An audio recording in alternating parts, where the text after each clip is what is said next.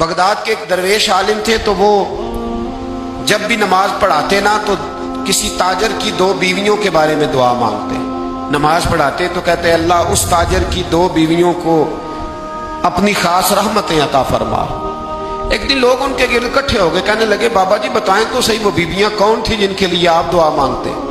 تو فرمانے لگے میرے شہر کا ایک تاجر تھا، بہت بڑا تاجر تھا، مالدار تھا پر بے اولاد تھا۔ اسے بغداد سے ملک شام جانا پڑتا تھا تجارت کرنے، اور کئی مہینے اسے شام کے ملک میں رہنا پڑتا تھا۔ اس نے اس طرح کیا کہ وہاں بھی ایک شادی کر لی۔ اب وہ وہاں کچھ زیادہ وقت گزارنے لگا، مالدار آدمی تھا، بیوی کو مکان بھی لے کے دے دیا۔ اب وہ دیر سے آتا واپس، اور جب آتا بھی تو اس کے وہ والے انداز نہ ہوتے جو پہلے ہوا کرتے تھے۔ اب بیوی سے بڑا جاسوس بھی کوئی نہیں ہوتا، اس کو تو پہلے ہی پتہ چل جاتا ہے کہ ماجرا کیا ہے، اسے بڑی خبر ہوتی ہے۔ وہ کہنے لگی اب کہ جب آتا جاتا ہے تو اس کے حالات کچھ بدلے سے ہیں، ماحول کچھ اور ہے۔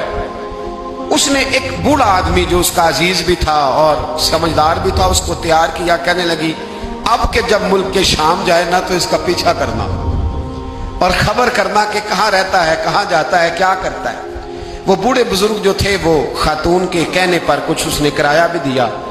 وہ اس تاجر کے پیچھے گئے اور واپس آ کے خبر دی۔ کہنے لگے کہ یہ تو 2-3 سال بیت گئے، اس نے وہاں بھی شادی کی ہوئی ہے، تجھے بتایا ہی نہیں۔ بیوی بڑی سمجھدار تھی، حوصلہ مند، زیرک، اس نے شور نہیں مچایا۔ اس نے کہا کہ میں نا اب جب آئے گا نا تو طریقے سے بات کروں گی اور پوچھوں گی کہ ایسا کیوں کیا۔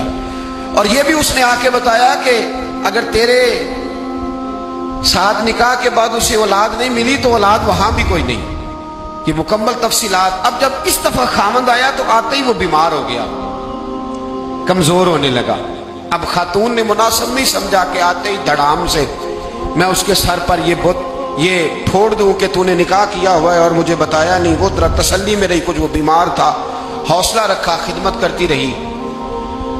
کچھ دن گزرے تو وہ تاجر انتقال کر گیا، فوت ہو گیا۔ اب راز کھل نہ سکا، عدت گزاری، اور جب سارا مال جمع کیا نا تو اشرفیوں کی بوریاں بھر گئی۔ سارا مال اس بی بی کا، 4 بوریوں میں اشرفیاں، 4۔ یہاں تو پیٹ کا دوزخ ہے، معاذ اللہ، بھرتا ہی نہیں۔ حل من مزید، حل من مزید۔ وہ جو کہتے تھے نا کہ بس باہر چلا جاؤں اور باہر میں کچھ تھوڑے سے پیسے کما کے 2-3 سال میں لوٹ آؤں گا، پھر یہاں آ کے کوئی کاروبار کروں گا، وہ گئے ہیں تو واپس نہیں آئے۔ وہ جو کہتے تھے نا بس میں نے اتنا سا کاروبار کرنا ہے کہ مکان بن جائے، انہوں نے 4 مکان بھی بنا لیے ہیں، لیکن بریک حل من مزید کی دوڑ ہے۔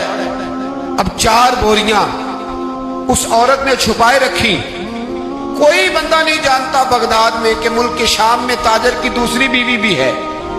جب وہ فارغ ہوئی تو اس نے اس بوڑھے جاسوس کو پھر بلایا اور 2 بوریاں اونٹ پہ رکھی، خود بھی ساتھ بیٹھی اور ملک شام گئی۔ اللہ اکبر۔ وہ بزرگ کہتے ہیں میں ایسے ہی نہیں دعا کرتا۔ اس کو جا کے کہنے لگی میں اکیلی وارث نہیں ہوں، آدھے کی وارث تو بھی ہے۔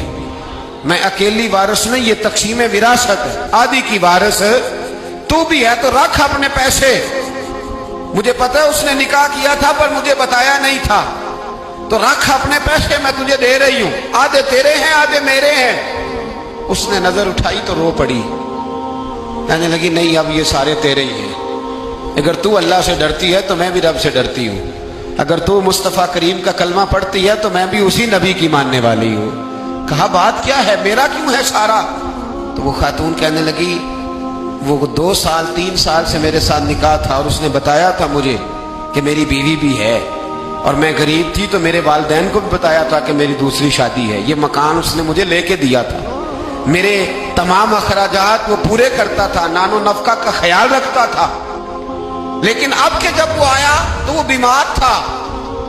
اس نے مجھے بتایا کہ مجھے طبیب نے بتایا ہے کہ میں شدید بیمار ہوں، شاید بچ نہ سکوں۔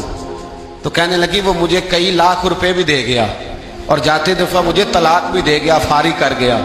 کہنے لگا تو جہاں چاہے میرے بعد نکاح کر سکتی ہے۔ اور کہنے لگا میں چاہتا تھا پہلی بیوی کو بتا دوں، موقع نہیں بنا اور اس کا دل نہ ٹوٹے، بتا نہیں پایا، لہذا وہ مجھے ڈھیر سارے پیسے دے چکا ہے، سارا میرا حصہ مجھے پہلے سے دے چکا ہے۔ میری بہن اب یہ 4 बोरियों में से 2 मेरी नहीं बल्कि 4 की 4 ही तेरी है, तू ही इसकी हकदार है। तो बुजुर्ग कहते हैं मुझे बताओ जिनके अंदर इस किस्म के तकवे की झलक हो उनके लिए हर नमाज के बाद दुआ मांगनी चाहिए कि नहीं मांगनी चाहिए?